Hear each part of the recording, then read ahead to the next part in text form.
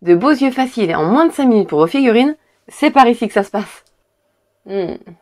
T'as de beaux yeux, tu sais.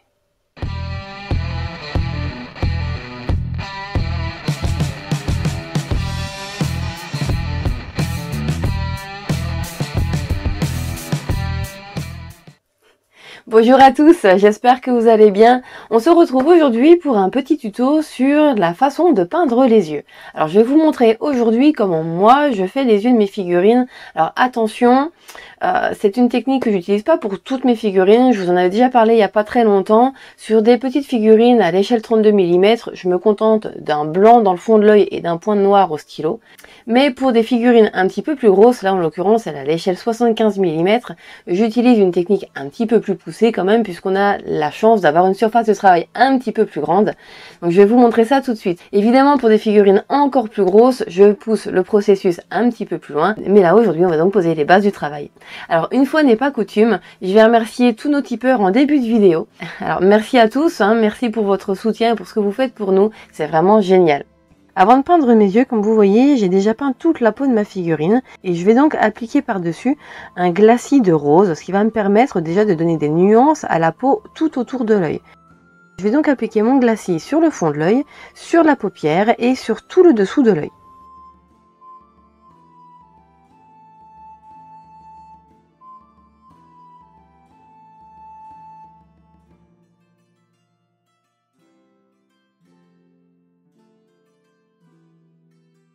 Une fois que ce sera sec, je vais venir tout simplement retravailler le fond de l'œil avec un blanc grisé. Alors je viens peindre avec un blanc pur, puisque si vous regardez bien vos yeux, le fond de l'œil tout simplement il n'est pas blanc. Donc je suis venue avec un blanc légèrement grisé, histoire de ne pas donner quelque chose de trop flashy, de trop pétard sur ma figurine.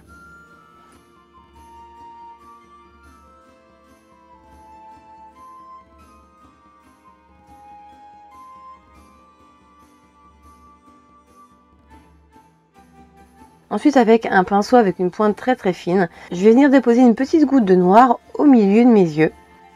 Alors, je vais vraiment faire attention à ce qu'elle ne prenne pas toute la hauteur du fond de l'œil. Parce qu'encore une fois, si on regarde attentivement un œil dans le miroir, on se rend compte que la surface de l'iris ne prend pas toute la hauteur de l'œil.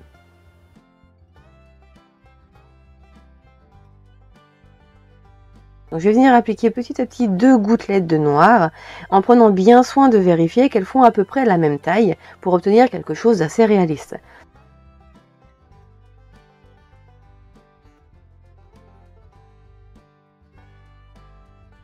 Donc on voit bien que ma deuxième gouttelette n'est pas tout à fait pareille, donc je vais venir la retravailler jusqu'à obtenir quelque chose à la fois d'assez rond et d'assez semblable à la première que j'ai réalisée.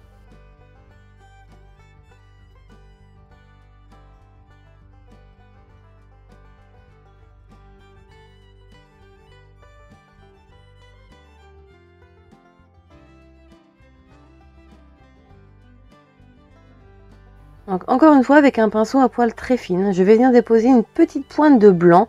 Je vais essayer de la faire grosso modo au centre de chaque gouttelette de noir que je viens de déposer pour donner vie au regard de ma figurine. Donc là pour le coup ma peinture elle va être très peu diluée histoire qu'elle marque assez bien. Donc il faut vraiment y aller avec douceur parce que pour le coup si on appuie un peu trop sur la pointe, on va recouvrir totalement la partie en noir qu'on vient de faire juste avant.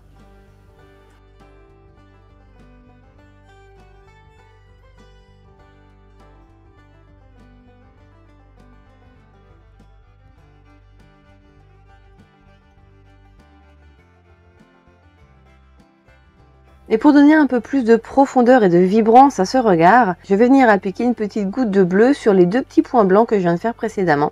Alors là, j'utilise une peinture contraste parce que je trouve que la transparence de ces peintures se prête parfaitement à la réalisation de cette technique. Donc si vous n'en avez pas, un shade fera très bien l'affaire. Et sinon, pensez à bien diluer votre peinture pour avoir quelque chose de pas trop opaque.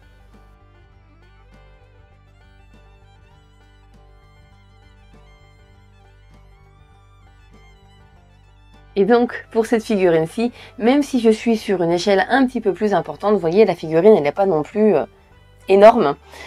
Donc la surface de travail, forcément, elle est réduite elle aussi.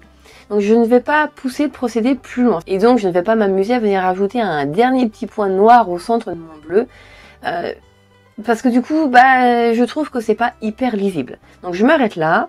J'ai quelque chose qui est somme toute très satisfaisant, qui est très beau à regarder et qui donne vraiment énormément de vie à cette figurine. Donc libre à vous de pousser un petit peu plus et de rajouter une petite pointe de noir. Et pour le coup, je vous conseillerais peut-être d'utiliser plutôt un feutre à pointe ultra fine plutôt qu'un pinceau pour augmenter la précision et obtenir quelque chose de vraiment parfait. Mais personnellement, quand je fais des figurines de cette taille-là, je m'arrête ici parce que je trouve que sinon ça perd un petit peu en netteté. J'espère que ce petit tuto vous a plu et qu'il vous permettra de réaliser plein de belles paires d'yeux pour toutes vos figurines. Merci à tous d'avoir regardé cette vidéo et à la semaine prochaine.